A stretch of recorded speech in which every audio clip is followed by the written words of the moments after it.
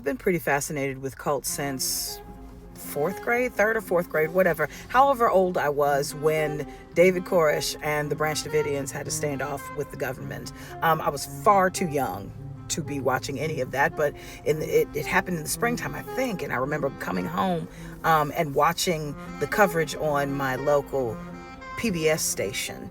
And then in the summer, when once everything had gone down, because I think lasted through the summer, when everything had gone down and then everything was a mess, I watched C-SPAN for the congressional hearings about trying to figure out what happened. So anyway, I've been fascinated with cults for a long time. Not to mention, I have studied the Abrahamic religions for the better part of 20 plus years as a way to deepen my own religious spiritual practice. And so religion is just something, spirituality, not necessarily religion, spirituality is a thing that I spend a lot of time thinking about.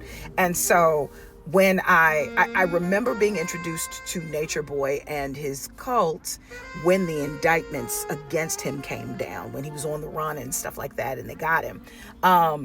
And I remember thinking in that moment, I didn't know where they had gone. I just had heard murmurings on Facebook. I wasn't on any other micro-blogging sites at that point, I don't believe. Just like little message boards and listening to podcasts and things like that, talking about what was going on with Natureboy in any way. But when I was thinking about his cult and him, I was like, oh, okay. Charismatic leader, promising a different way of life, a higher plane of existence, people willing to divest from their current life, even divest from their family, bring their wealth and riches and follow him. Yep, perfect recipe for a cult. Perfect recipe for a cult, and also perfect recipe for somebody who is just dastardly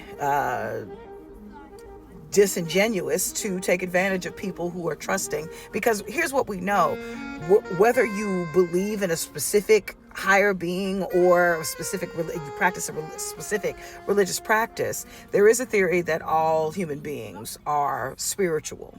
And so you're going to gravitate towards something that feels higher than yourself to make sense of the world.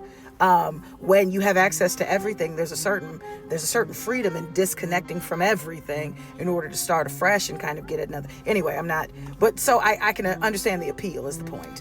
Anyhow, I have not seen this documentary. I do hope to watch it and that they will go into more detail, because I don't want to reduce what I have heard